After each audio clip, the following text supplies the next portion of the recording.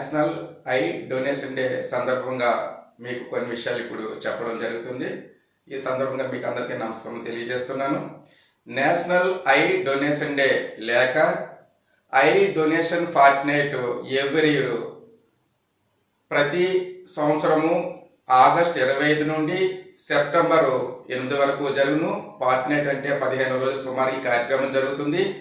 దీని యొక్క ఉద్దేశము లేదా లక్ష్యము ఏమిటంటే నేత్రదానం చేసే చర్యను ప్రోత్సహించడమే. మనం మరణించాక మన కళను దానం చేస్తే అది వేరొకరి జీవితానికి వెలుగునిస్తుంది. అంతేకాక మీరు చనిపోయినా కూడా మీ కళతో ఈ అందమైన ప్రపంచాన్ని మళ్ళీ చూసే అవకాశం కూడా ఉంటుంది.